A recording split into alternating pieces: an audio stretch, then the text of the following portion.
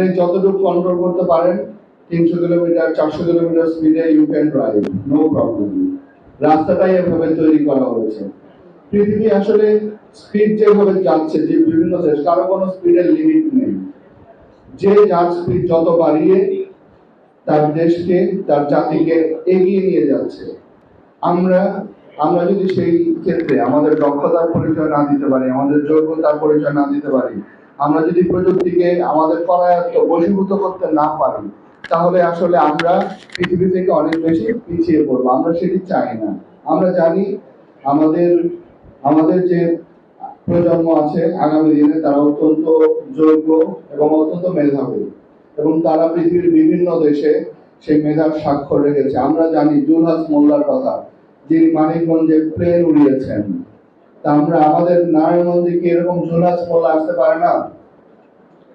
আমরা তাদেরকে, যারা এই প্রযুক্তির যোগ্যতা প্রমাণ করবে, আমরা জেলা প্রশাসন তাদেরকে অবশ্যই আমরা তাদের পাশে থাকবো এবং সহায়তা করব, এবং তাদেরকে আমরা ইন্সপায়ার করব। তাদেরকে আমরা যে ধরনের সাপোর্ট দেওয়ার প্রয়োজন আমরা সেই সাপোর্ট দেব। কিন্তু আমরা চাই আমাদের মেধাবী সন্তানরা এই প্রযুক্তিকে আমাদের সামনে নিয়ে আসুক, তাদের দক্ষতা এবং যোগ্যতা দিব।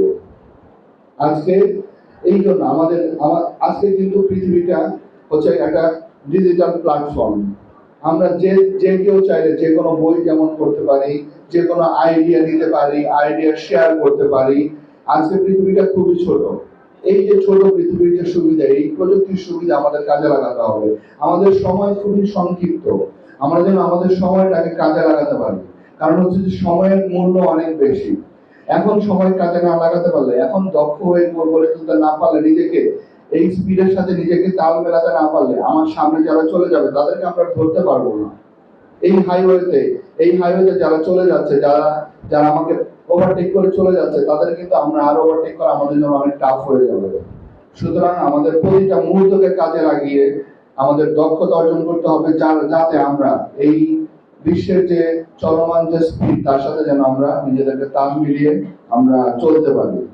আমরা বিশ্বের কারো দ্বারা শোষিত হতে চাই না। আমাদেরকে কেউ ডিকটেট করুক, আমরা সেটা চাই না। আমরা কারো মুখাপেক্ষী হয়ে থাকতে চাই না। একজন মানুষ হিসাবে আমরা মানুষ, আমরা শ্রেষ্ঠ জীব, আমরা কেন আরেকজনের মুখাপেক্ষী হয়ে থাকবো? আমরা we want to stand our own feet. আমরা আমাদের নিজের পায়ে মেধা দিয়ে, যোগ্যতা দিয়ে দাঁড়াতে চাই, এবং সেই লক্ষ্যে আমাদেরকে কাজ করতে হবে, এবং দেশকে ভালোবেসে এই দেশের জন্য কাজ করতে হবে। আমরা জানি, আমরা অনেকেই হয়তো চিন্তা করি যে আমরা বিদেশে গেলে এই ফ্যাসিলিটিস পাবো। হ্যাঁ, আপনি হয়তো পাবেন অবশ্যই, কিন্তু এই দেশটা কিন্তু আমাদের। এই দেশ আমাদেরকে বড় করেছে, আলো বাতাস দিয়ে বড় করেছে।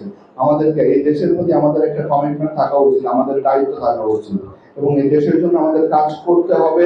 এই প্রমিস নিয়ে আমাদেরকে যোগ্য হয়ে গড়ে উঠতে হবে। কারণ এই দেশ আমাদের দেশ, আমাদেরকে সাজাতে হবে। আমরা সমস্যা থাকবেই আমার দেশে, সেই সমস্যা আমাদের সমাধান করতে হবে। ইনশাআল্লাহ আমরা প্রত্যাশা করি আজকে যে বিজ্ঞান মেলার যে আয়োজন করা হয়েছে, এই বিজ্ঞান মেলার মাধ্যমে আমরা জুলহাস মোল্লার মতো খুদে বিজ্ঞানী আমরা পাবো। আপনারা দেখেন যে জুলহাস, সে কি ক্যামব্রিজ থেকে পড়ে এসেছে, অক্সফোর্ড থেকে পড়ে এসেছে, না হার্ভার্ড থেকে পড়ে এসেছে? কোথা থেকে পড়ে এসেছে? তাহলে আমরা তার তার তার আর্থিক অবস্থা কি? কিন্তু সে এগুলোকে ওভারকাম করেছে, সে দেখিয়ে দিয়েছে। যদি সে দেখাতে পারে, কেন আমরা নই? সুতরাং আমরা আজকে আমাদের সন্তানদেরকে আমরা উদাহরণ হিসাবে টানতে চাই। আমরা অন্যদেরকে কেন টানবো উদাহরণ হিসাবে? আমরা সেই যোগ্যতায় নিজেদেরকে উত্তীর্ণ করব, আমরা যোগ্য করে গড়ে তুলব। আমরা প্রত্যাশা করি এই জন্য আমাদের সবাইকে পরিশ্রম করতে হবে। কারণ হার্ড ওয়ার্ক ছাড়া পৃথিবীতে যারা আজকে বিখ্যাত হয়েছে,